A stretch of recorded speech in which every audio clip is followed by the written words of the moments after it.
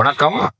ரிஷபராசி நேயர்களுக்கு இந்த டிசம்பர் மாதம் எப்படி இருக்கும் அதை நம்ம இப்ப பார்க்க போறோம். ரிஷபராசிக்கு பாத்தீங்கன்னா கோச்சாரப்படி கிரகங்கள்லாம் ரொம்ப சாதகமா இருக்கு. 11ஆம் இடத்துல சனி பகவான் உட்கார்ந்து அற்புதமா பலன்களை அள்ளி கொடுத்துட்டு இருக்காரு. 10ஆம் இடத்துல இவ்வளவு நாள் சனி பகவான் இருந்து இப்ப 11ஆம் இடத்துக்கு இப்போ ஒரு 4-5 மாசமா 11ஆம் இடத்துல சனி உட்கார்ந்து அற்புதமான பலன்களை கொடுக்குறாரு. குரு ரொம்ப சாதகமா இவ்வளவு நாள் பாத்தீங்கன்னா 2ஆம் இடத்துல இருந்து 3ஆம் இடத்துல அதிசாரமாகி வக்ரகதி அடைஞ்சிருந்தார். இப்ப 2ஆம் இடத்துக்கே வர்றாரு.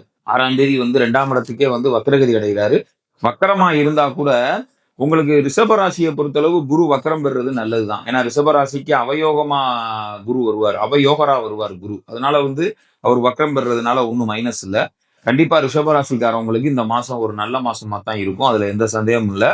இதுல ரொம்ப முக்கியமா 8ஆம் இடத்துல பல கிரகங்கள் போய் சேர போறாங்க. ஏன்னா மார்கழி மாசமும் இந்த டிசம்பர் மாசத்துலதான் வரும். அப்ப சூரியன் 8ஆம் இடத்துக்கு போயிருவாரு. அதே நேரத்துல ராசிநாதன் சுக்கிரன் பாருங்க 20ஆம் தேதி 8ஆம் இடத்துல போய் மறைவார். செவ்வாயும் போய் அங்க மாட்டிக்கிடுவார். சோ சூரியன், செவ்வாய், சுக்கிரன் எல்லா பேரும் பாத்தீங்கன்னா அந்த 8ஆம் இடத்துல போய் உட்காந்துருப்பாங்க. இதுல ரொம்ப முக்கியமா 6ஆம் தேதி புதனும் பாத்தீங்கன்னா புதன் எங்க இருப்பாருன்னு கேட்டீங்கன்னா இங்கே வந்துருவாரு. எங்க வந்துருவாரு?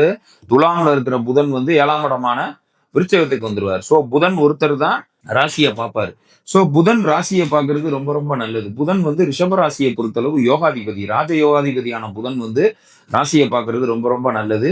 சோ ராசி புதனுடைய பார்வையில் இருக்கிறது ரொம்ப நல்லது. அதே நேரத்துல ராசிநாதன் மறைஞ்சா கூட இந்த புதனுடைய பார்வை ராசியில இருக்கிறது ரொம்ப ரொம்ப ஏற்றத்தையும் அனுகூலத்தையும் கொடுக்கும்.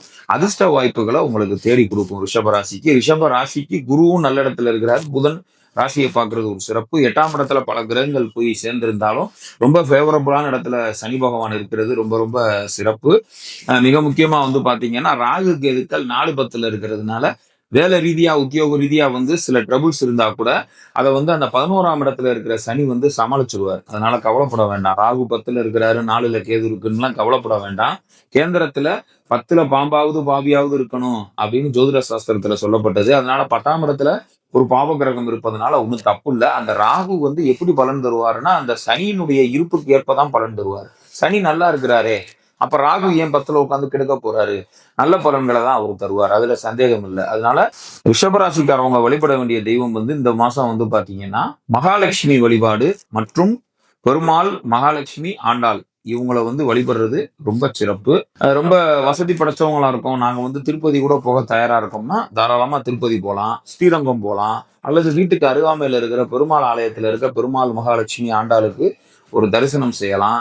மகாலட்சுமிக்கு பொதுவா பாத்தீங்கன்னா சுக்கிர ஓரை என்று சொல்லக்கூடிய வெள்ளிக்கிழமை இரவு 8 to 9 போய் ரிஷபராசிக்காரவங்களுக்கு அந்த ராசி நாதனே சுக்கிரனா இருக்கிறதுனால அவர் ராசிக்கு 8ல போய் உட்கார்ந்துருக்கிறதுனால இந்த மாசம் ரிஷபராசிக்காரவங்க சுக்கிரனோட பலத்தை ஏற்படுத்தி சுக்கிரனோட பலத்தை அதிகப்படுத்துறதுக்கு வெள்ளிக்கிழமை இரவு 8 to 9 சுக்கிர ஹோரையில போய் மகாலட்சுமிக்கு தாமரப்பூ, மல்லிகைப்பூ, தாளம்பூ, குங்குமம், சரிங்களா, சிவப்பு கலர்ல நல்லா இந்த மெரூன் கலர்ல இருக்கும், சரிங்களா, தாளம்பூ, குங்குமம், மல்லிகைப்பூ, தாமரப்பூ வச்சு ஒரு நெய் விளக்கு போட்டு தரிசனம் செய்வது சுக்கிரனுடைய அருளை பெறலாம். கல்கண்டும் வச்சு கும்பிடலாம், சரிங்களா.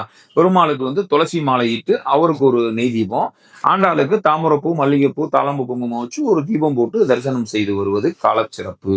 இந்த மாசம் ரிஷபராசிக்காரர்களுக்கு அதி அற்புதமான நல்ல மாதமாக இருக்கும். தெய்வ வழிபாடு கண்டிப்பான முறையில இந்த மாதம் ரிஷபராசிக்காரவங்க நான் சொன்ன அந்த அதிர்ஷ்ட தெய்வங்களையும் நான் சொன்ன அந்த தெய்வ வழிபாடுகளை செய்யும் பொழுது நிச்சயமாக இந்த மாதம் ஒரு உயர்வுகள் நிறைந்த நல்ல மாதங்களாக இருக்கும். நன்றி.